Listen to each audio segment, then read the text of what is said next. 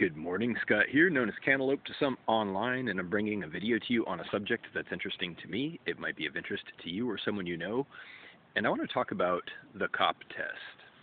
The COP test. Maybe you've heard of it, maybe you haven't. It's when a question of propriety is attempted to be raised and answered by presenting a police officer who might do something parallel to an activity, and the question specifically is, which direction does it go in understanding as far as what has happened, which person or party is most fitting to the criminal party in the context of the presence of a police officer. Maybe that doesn't make sense. I'll say it a different way. So consider an altercation or a potential near altercation where two people are engaged in some kind of conflict or argument, and tempers rise or words are said, and after which a cop shows up.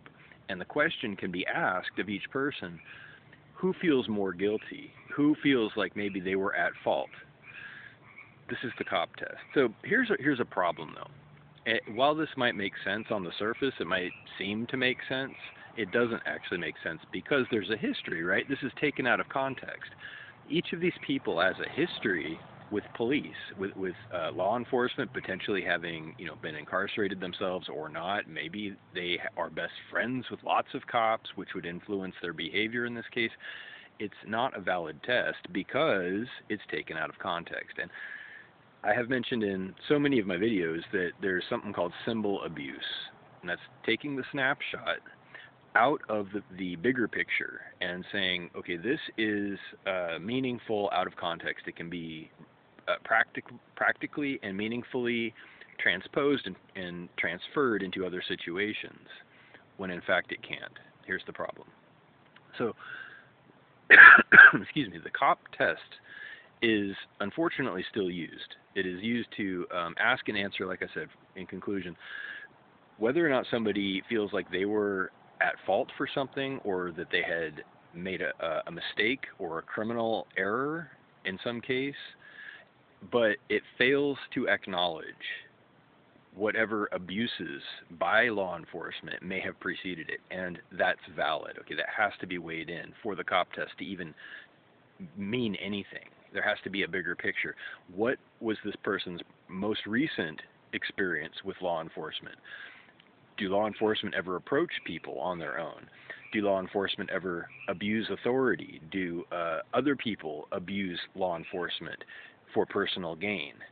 Absolutely, 100% they do. And if you don't understand that, God bless you, they do. People are unfortunately the victims of abuse by authorities all the time, but not everybody, right? So sometimes maybe you're your kid's on Little League and the cops show up to your game and everybody's great friends. You have beers together, they show up in their cars and their uniforms. Well, these people, for example, might have a very different reaction to the COP test just because the most recent experience and the most common experience is very friendly and positive.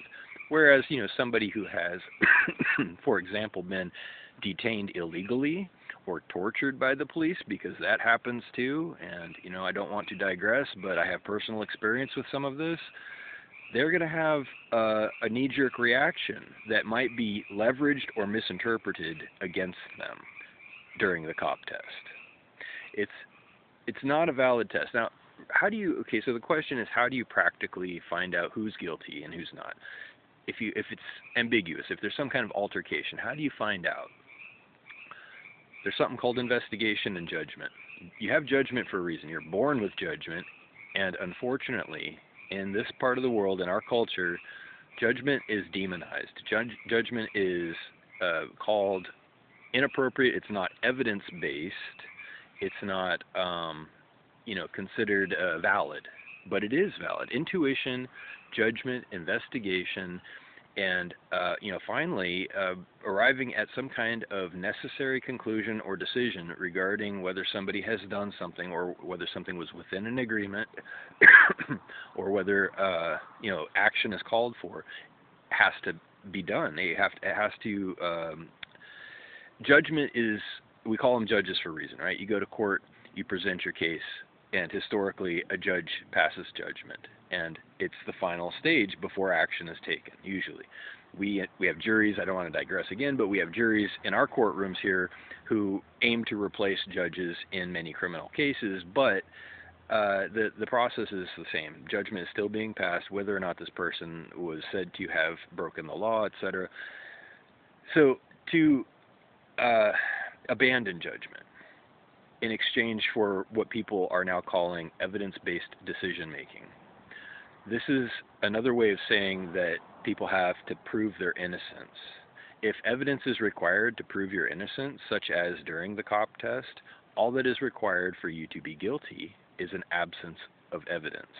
This is the problem. This is also connected why our justice systems aim to and advertise to be to have a presumption of innocence. Presumption of innocence.